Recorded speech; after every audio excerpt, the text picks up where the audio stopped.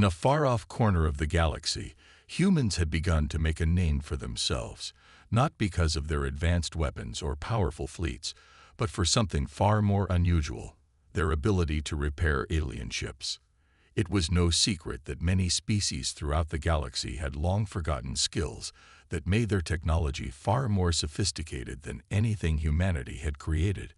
But humans had a unique way of approaching problems, one that alien engineers had never seen before. The first alien ships to arrive at human-run repair stations did so out of pure necessity. The ships, belonging to various alien races, had suffered severe damage from battles, accidents, or simple mechanical failure that their homeworlds couldn't fix. Most alien species had their own repair facilities, but none could match the speed or effectiveness of humans. Still, the idea of a human repair station wasn't something that sat well with many of the more advanced races. The thought that these primitive humans, still learning their place in the cosmos, could fix what the galaxy's most brilliant minds had failed to repair seemed laughable at first. But that laughter quickly faded. The first ship to test the human repair stations was a large vessel from the Harnock Federation, a race known for their warlike nature and powerful ships. The ship had suffered a massive engine failure in a battle with a neighboring species, and its crew was stranded in the far reaches of space. With no hope of immediate help from their own Federation, they reluctantly made their way to a human-run station. The Federation captain, a towering figure who had seen his fair share of space warfare, thought the station would be a waste of time. When the ship docked, the crew was met by a group of human engineers who appeared to be far younger and less experienced than any alien technician they had encountered before. But what happened next shocked everyone on board the Federation ship. The humans didn't just look at the ship and offer repairs. They immediately began to break down systems and understand how they worked. They didn't hesitate. They didn't ask for instructions. They simply got to work. In just a few hours, the Federation crew witnessed something that was almost impossible. The humans had identified the problem with the ship's engine, a problem that the Harnock Federation engineers hadn't been able to fix for weeks. What was even more remarkable was that the humans had not only repaired it, but had also improved the system, making it more efficient than before. The Federation captain, who had expected to leave with the ship barely functioning, found himself staring in disbelief at a fully repaired and upgraded vessel.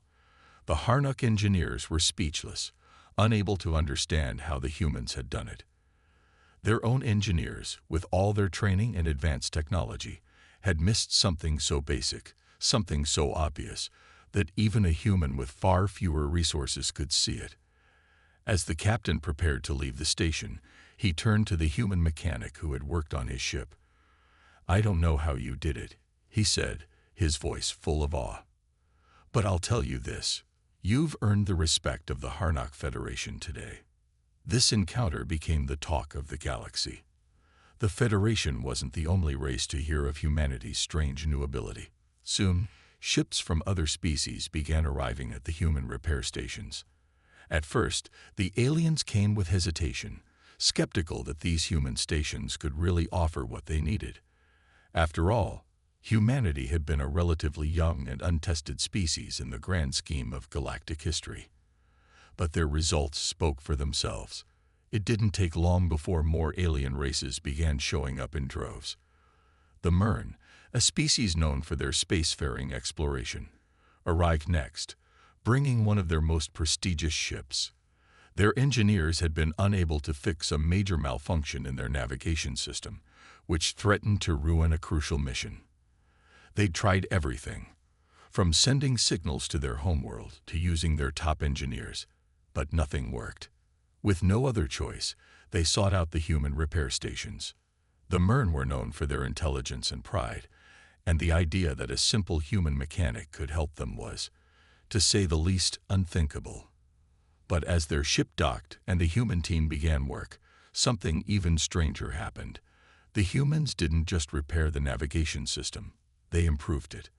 The Myrn engineers watched in silent amazement as the humans not only fixed the malfunction, but made the navigation system more advanced than it had been before. The improvements were so subtle yet so effective that the Mern had no choice but to admit that the humans had done something no one else could. The humans' reputation for unmatched repair expertise spread like wildfire across the galaxy. It became clear that human repair stations had something that no one else had: the ability to see things differently. While alien species focused on perfection and precision, humans took a more intuitive approach. They used their resourcefulness, their creativity, and their willingness to learn to solve problems that no one else could.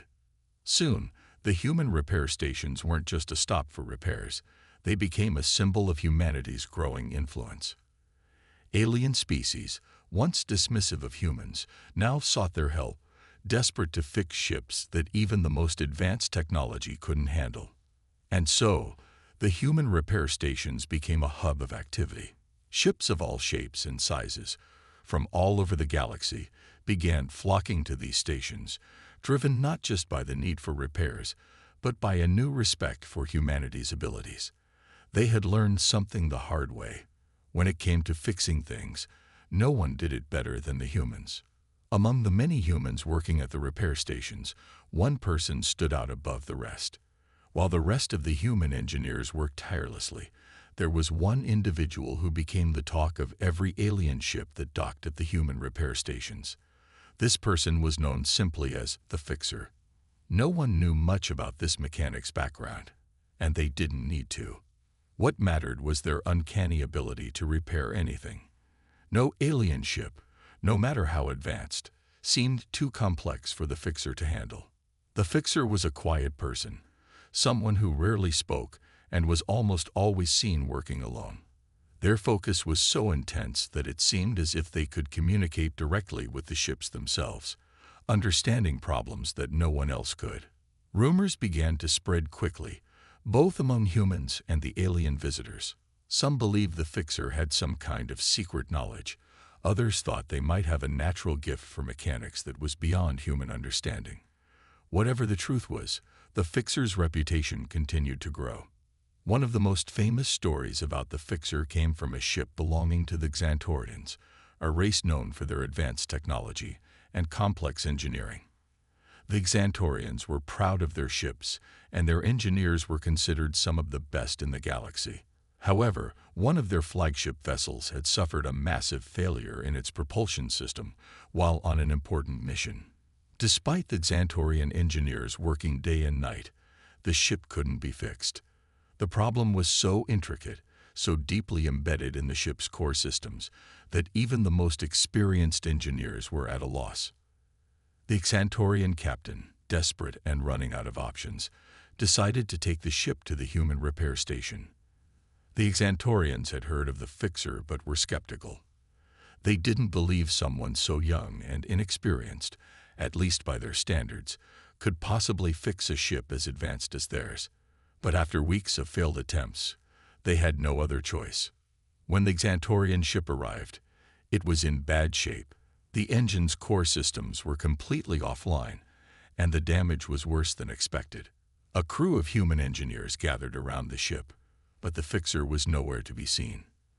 The Xantorians waited impatiently, certain that the human engineers would soon declare the ship a lost cause. To their surprise, the Fixer arrived just before they were about to give up hope.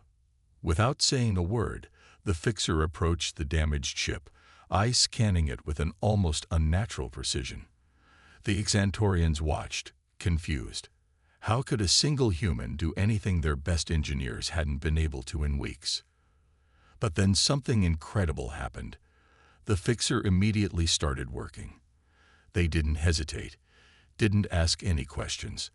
The Fixer moved with a calmness that suggested they had already seen this kind of problem before, yet no one had. The hours ticked by, and the Xantorian engineers couldn't believe their eyes. The Fixer wasn't just fixing the ship, they were understanding it. Every time an alien engineer tried to offer assistance, the Fixer simply smiled, waved them off, and continued working. Their methods were unorthodox. Instead of using the latest tools or following the most advanced techniques, they relied on pure mechanical intuition, an understanding of how parts interacted in ways that no alien engineer had ever considered. The fixer treated the ship like an old, trusted friend. Every repair seemed like a puzzle piece falling into place. By the end of the day, the Xantorian ship was fully operational again. But it wasn't just fixed, it was better than it had been before. The propulsion system was working at optimal capacity, with improved efficiency. The Xantorians were stunned. They had never seen anything like it. The captain of the Xantorian ship, who had watched the repairs in disbelief, walked up to the fixer and spoke in a voice full of admiration. "I don't understand how you did it," the captain said. "Our best engineers could never have even thought of this solution. What's your secret?" The fixer smiled faintly, but didn't respond. Instead, they simply gestured toward the ship. It was all the answer anyone needed. The fixer's success wasn't about secret knowledge or advanced technology. It was about an innate ability to see solutions others couldn't. The fixer had a natural gift, an understanding of machines that no alien race had ever seen before. But it wasn't just the talent that made them so exceptional. It was their way of thinking. The Xantorians, who had always prided themselves on being the most advanced species in the galaxy, were forced to acknowledge something they never expected. Humanity, once thought of as a young, untested species, had something they could not compete with. In that moment, the Xantorians recognized that while they may have had the most advanced technology, it was the humans who had the creativity, the intuition, and the practical ingenuity that made them truly exceptional. Word of the fixer's ability spread like wildfire across the galaxy. Ships from all corners of space began flocking to human stations, eager to see for themselves what made these humans so different. No one could deny that humanity had a way of understanding technology, of fixing things that no one else could match. The fixer became a legend, but they remained humble. To them, it was simply a matter of doing what needed to be done. They didn't care for praise or recognition. For the fixer, it was all about the work. And with every ship that left the human repair stations, fixed and improved, humanity's place in the galaxy grew stronger. The aliens who once laughed at humanity now came seeking their help, and the fixer had become the face of humanity's incredible talent. No one knew what had driven the fixer to develop such skills. But everyone agreed on one thing. Humanity had something truly unique that made them indispensable. The galaxy would never look at humans the same way again. As the reputation of human repair stations continued to grow, many more alien ships, regardless of their size or technological level, sought out the simple yet effective services humanity offered. What started as a few ships docking for basic repairs quickly turned into a steady stream of advanced vessels from all corners of the galaxy. One by one, alien crews began to realize that human repair stations were not just about fixing broken ships. They were places of miraculous results, where even the most advanced technologies could be repaired, upgraded, or even improved. The next ship to visit the human repair stations was the Saren's Wake, a massive battle cruiser belonging to the Varkari Empire, a fierce and proud warrior race. The ship was in critical condition after a deadly skirmish with a rival faction. A direct hit to its primary engine had left the cruiser stranded on the outskirts of the galaxy, with no chance of making it back home under its own power. The damage was catastrophic, far worse than what most ships would be able to survive, and the Varkari engineers had declared the vessel beyond repair. Out of options, the captain of Saren's Wake, a veteran of countless battles, ordered the ship to be taken to the nearest human-run repair station. The crew was skeptical. They knew that humans were resourceful, but they couldn't possibly understand the complexities of Varkari technology. Surely, no human could fix the ship's engine and restore it to battle-ready condition. But with no other choice, they put their faith in the humans. When the Saren's Wake arrived at the human station, the crew was surprised to see that the human mechanics didn't waste any time. The Varkari engineers were used to meticulous, slow-moving processes, where each step had to be calculated to avoid further damage. But the humans had a different approach. The fixer, as always, took charge of the repairs with quiet confidence. They didn't hesitate. They didn't ask questions.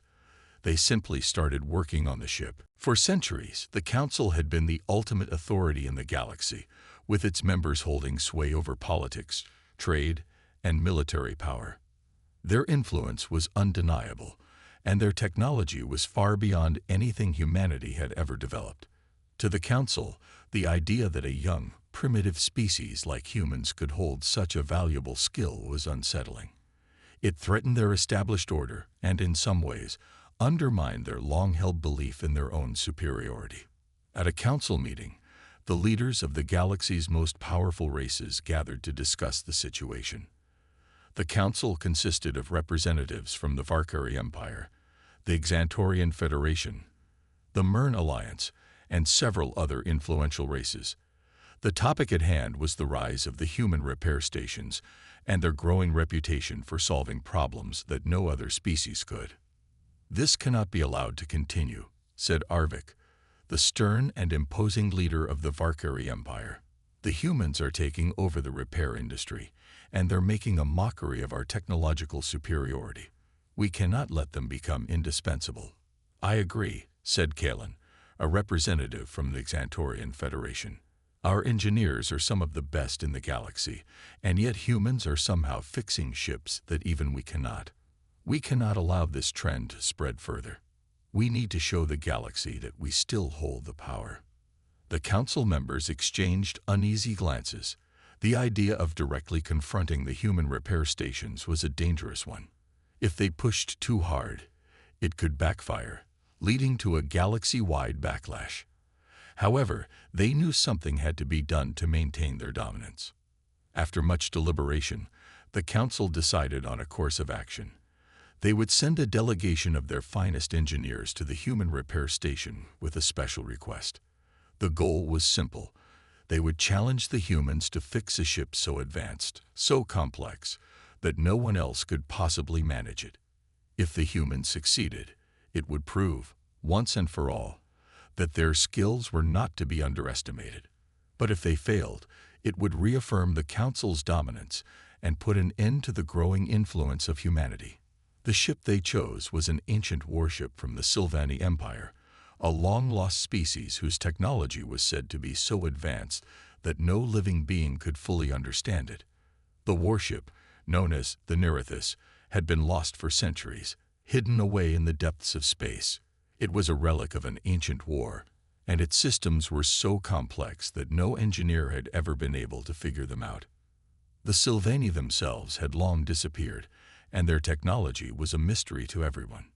Even the Council's best engineers had given up on the ship, declaring it beyond repair. The delegation arrived at the human repair station with the Nerithus in tow, eager to see if the humans could actually succeed where every other engineer had failed. The ship was covered in strange, glowing symbols, and its outer hull seemed almost indestructible. The systems inside were a labyrinth of technology, foreign to even the most advanced species. The Council representatives were confident that no human could possibly repair the ship, and they were eager to see the humans fail. The fixer, of course, was called in to take charge of the repair.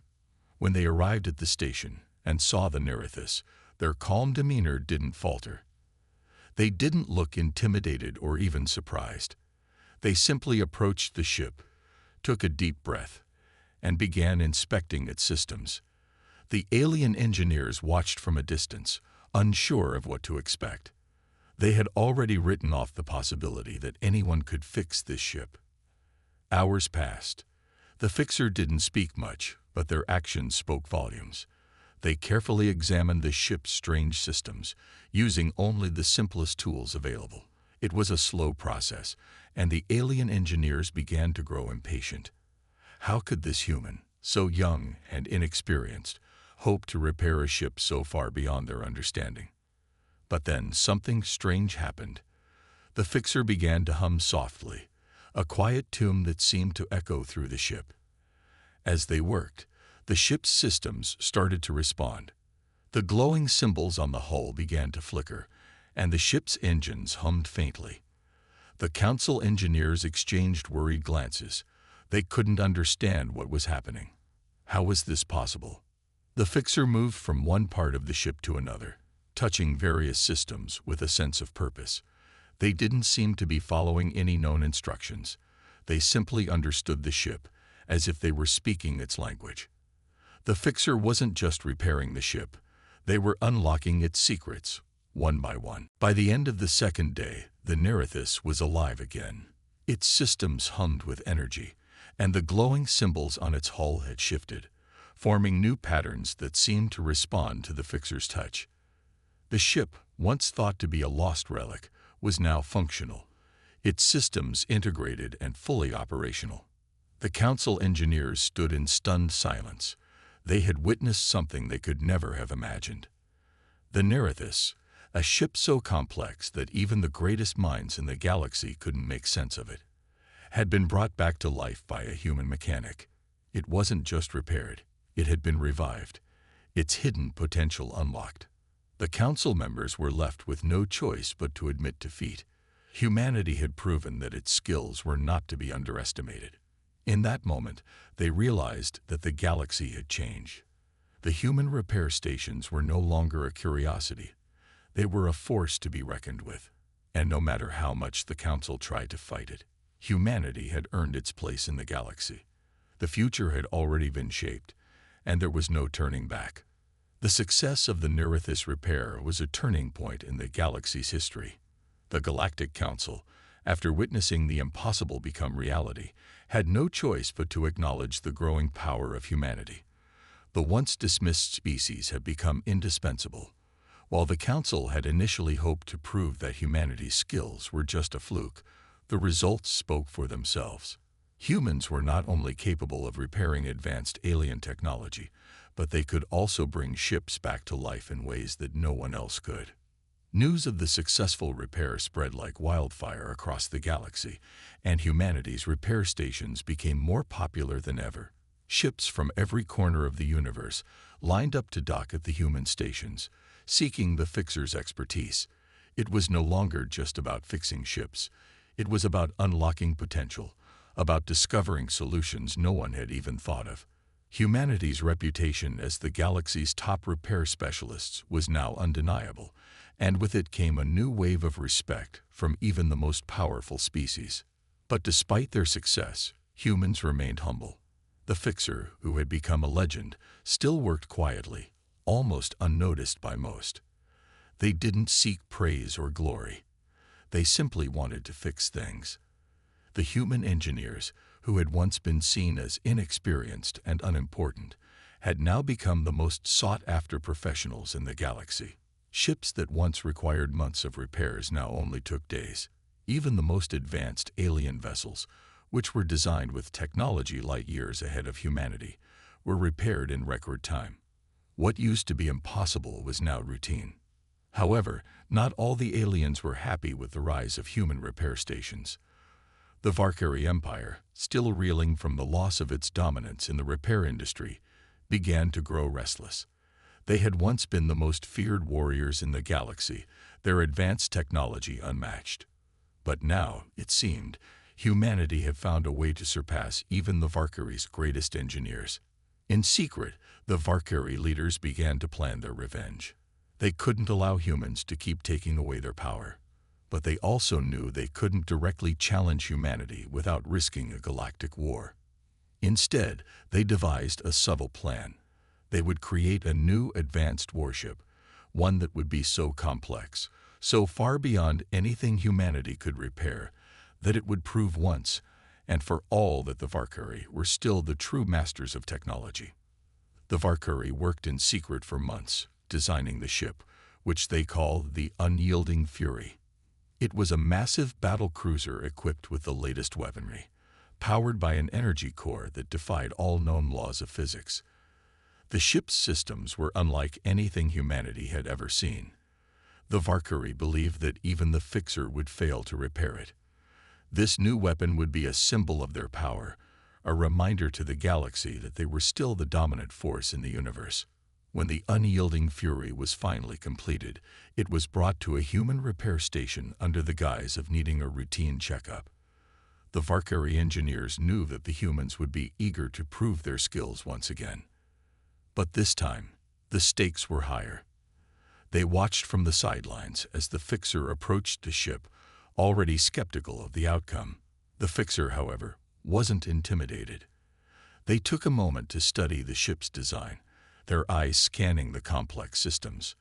The Fixer had faced complex challenges before, but this ship was different. The repair process was slow and methodical. The Valkyrie engineers, who had always been meticulous in their work, were now growing impatient. They couldn't understand why the Fixer wasn't moving faster.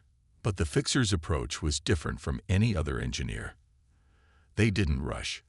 They didn't rely on the latest tools or technology.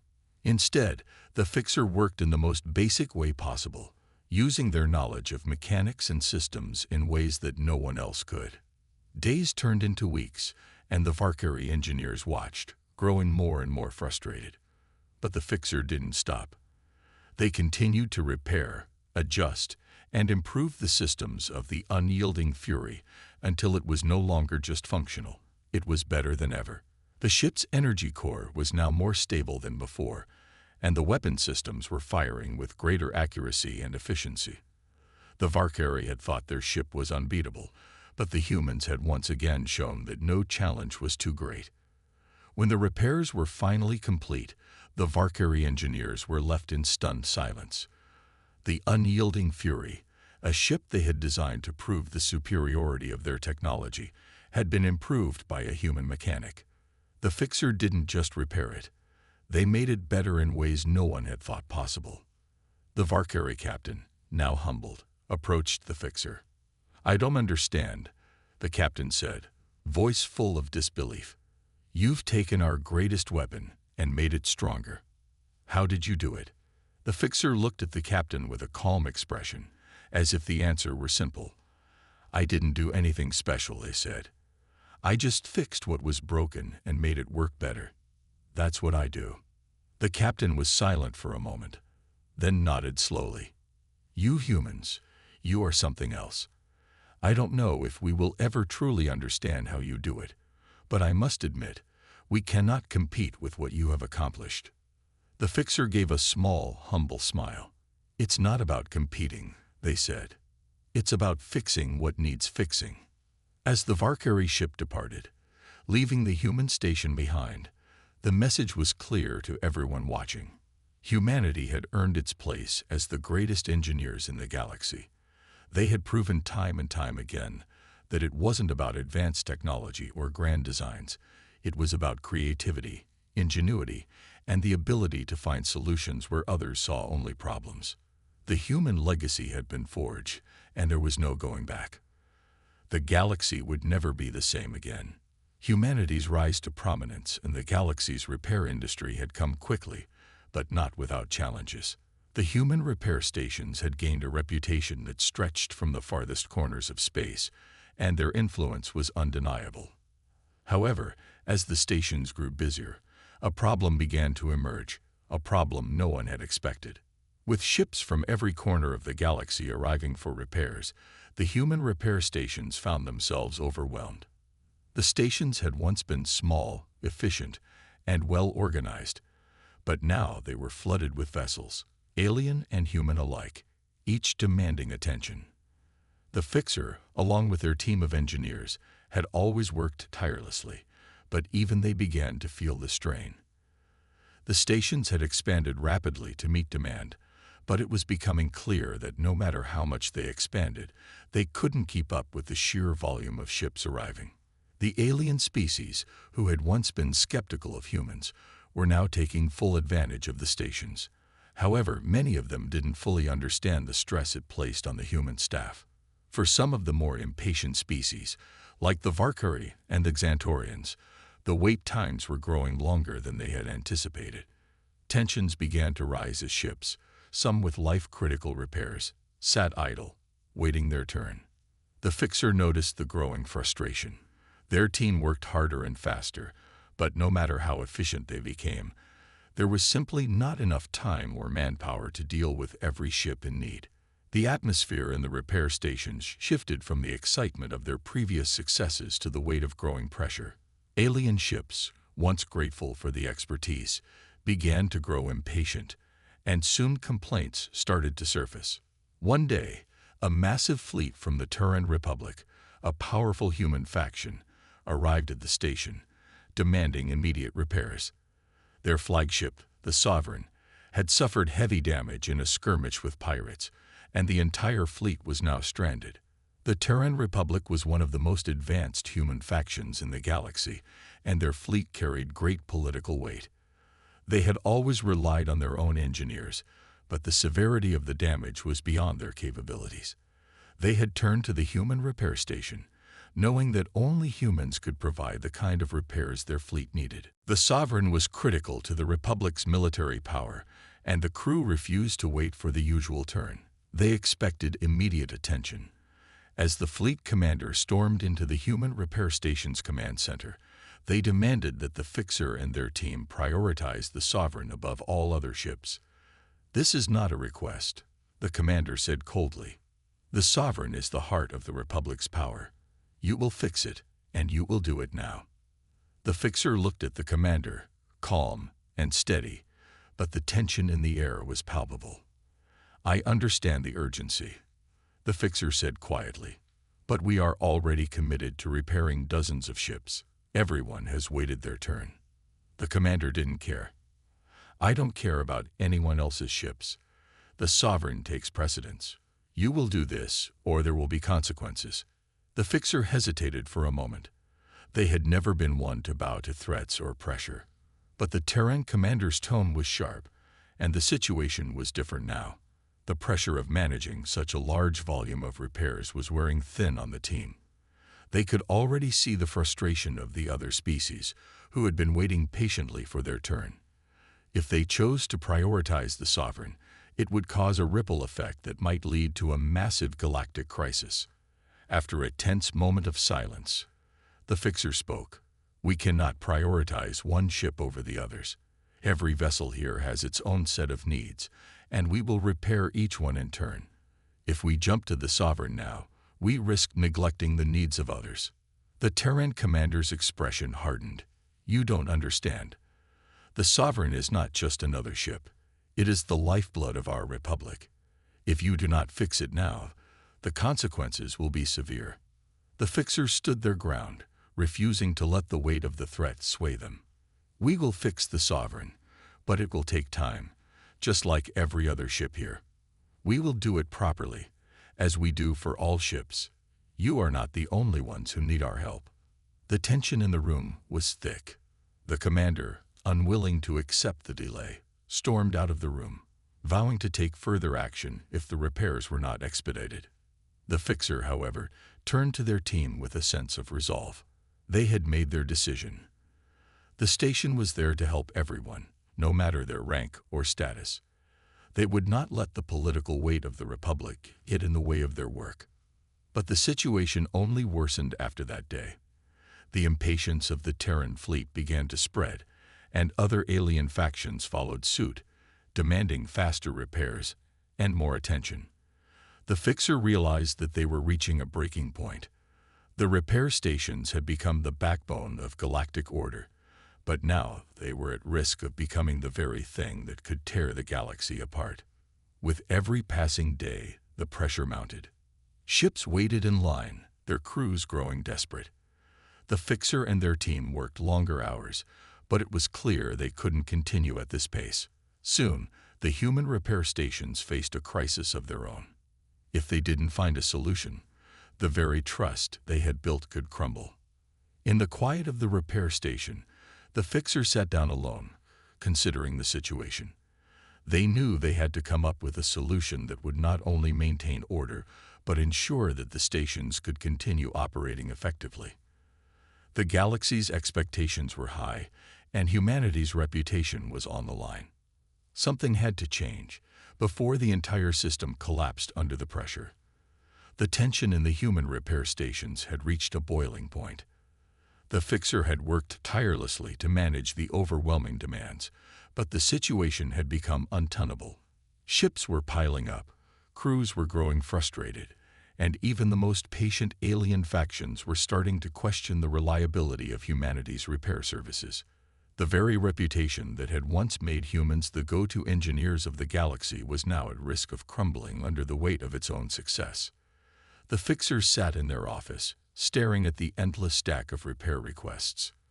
They had always prided themselves on solving problems, no matter how difficult or complicated. But now, even they were starting to doubt how much longer they could keep up. The human repair stations had become a lifeline for the galaxy, and yet the pressure was overwhelming. Something had to change. As the fixer sat deep in thought, an unexpected visitor arrived at the station. Commander Yara of the Terran Republic, the very same commander who had demanded the immediate repair of the Sovereign weeks earlier. But this time, Yara wasn't storming into the command center with threats. This time, she had come to listen. "I know this has been difficult," Commander Yara began, sitting down across from the fixer. "The demands have been overwhelming, and the pressure on your team must be immense. I should have understood that earlier. I came here to apologize for my behavior." The fixer raised an eyebrow, surprised by the sincerity in Yara's voice.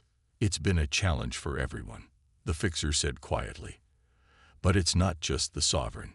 Every species is struggling with the wait times. The ships are piling up faster than we can fix them, and our resources are stretched thin. We're running out of time and manpower."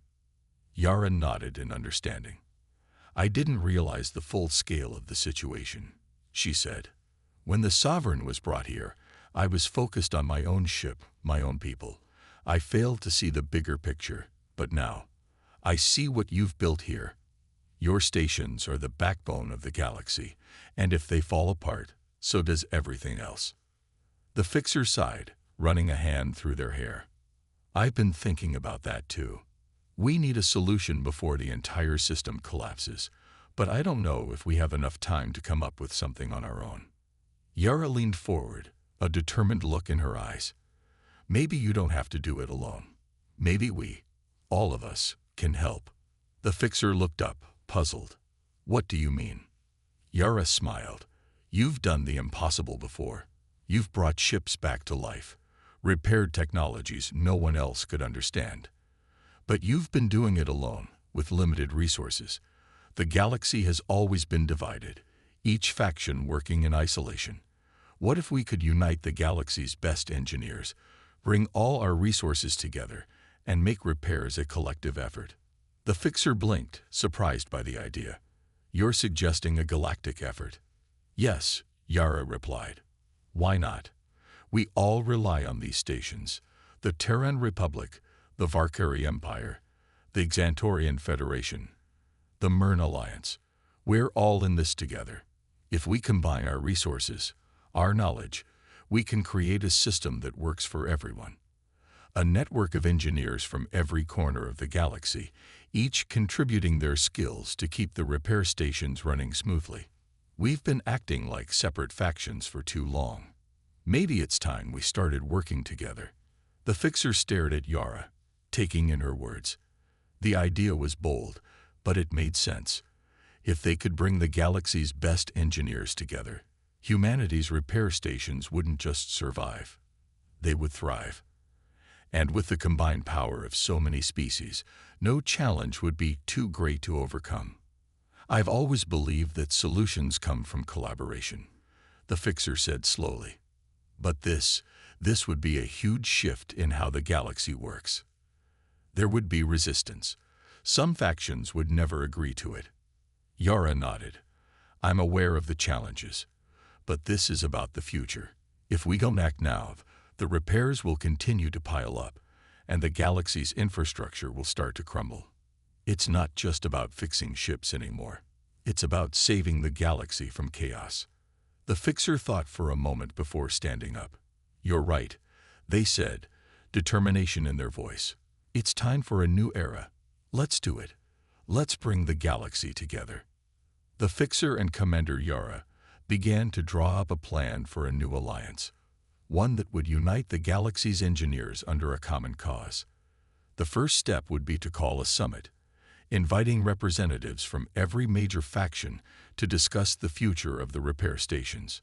The goal was clear: to create a cooperative effort that would ensure the continued success of the repair stations and the stability of the galaxy. "We have all come to rely on the human repair stations," the fixer said, their voice strong. "But we cannot continue to operate in isolation. The galaxy has become too interconnected. It's time to unite our resources, our knowledge, and our efforts for the greater good." At first, there was hesitation.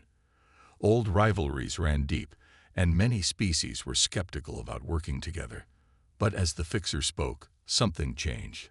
The engineers in the room began to realize that the future of the galaxy depended on collaboration. Slowly but surely, the factions began to agree. By the end of the summit, a new agreement was in place. The galaxy's engineers would form a united cooperative, sharing resources, knowledge, and manpower. Each faction would contribute its best engineers, and the repair stations would become a truly global effort. It was a historic moment, and humanity had played a central role in bringing the galaxy together. The fixer, standing at the center of it all, couldn't help but smile. The galaxy was no longer divided. It was united in purpose, and in that unity, humanity had found its place as not just a repair expert, but as a force that could shape the future of the galaxy. The era of cooperation had begun.